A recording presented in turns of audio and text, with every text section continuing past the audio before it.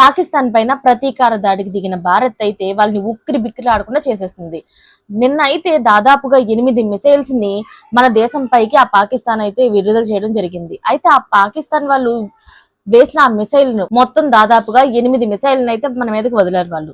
అయితే ఆ 8 మిసైల్లో ఏ ఒక్కటి కూడా మన ప్రాంతాన్ని అంటుకోకుండా వాటిని గాల్లోనే ధ్వంసం చేసి పడేసింది మన భారత ఆర్మీ. పాకిస్తాన్ కి రాజధాని అయిన ఇస్లామాబాద్, లాహోర్, సియాల్కోట్ వంటి ఈ మూడిటి పైన కూడాను భారత ప్రభుత్వం అయితే దాడి చేసింది. మిసైల్తోని, డ్రోన్లతో దాడి చేయడంతో మొత్తం అక్కడంతా నేలమట్టం అయిపోయింది. అంతేకాకుండా సియాల్కోట్ లో అయితే దాదాపుగా 7.5 లక్షల మంది జనం ఉన్న ఆ ప్రాంతాన్ని అయితే తుక్కు చేసి పడేసింది. దాన్ని అయితే ఇప్పుడు చాలా మంది మొత్తం ఖాళీ చేస్తూ ఉన్నారు ప్రస్తుతానికైతే.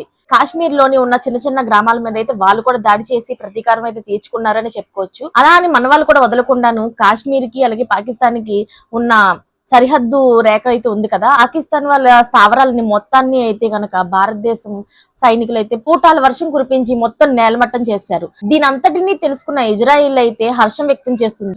మేము మీకు భాగం అవుతాము, మేమైతే ఫుల్ సపోర్ట్ ఇస్తాం, మీకు ఏం అవసరమైనా మేము చూసుకుంటాం అన్న భరోసానైతే ఇచ్చింది. ఇజ్రాయిల్ అయితే ఆ సైనిక చర్యల పైన, మన భారత సైనికుల చర్యల పైన అయితే హర్షం వ్యక్తం చేసింది.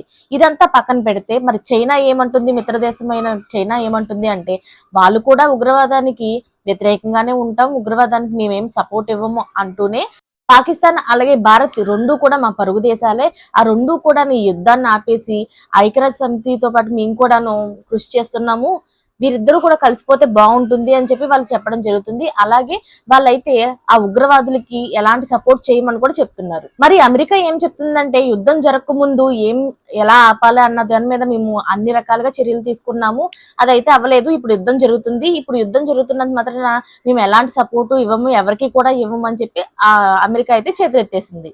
మరిన్ని లేటెస్ట్ అప్డేట్స్ కోసం ఛానల్ అయితే సబ్స్క్రైబ్ చేసుకోండి. Thanks for watching friends.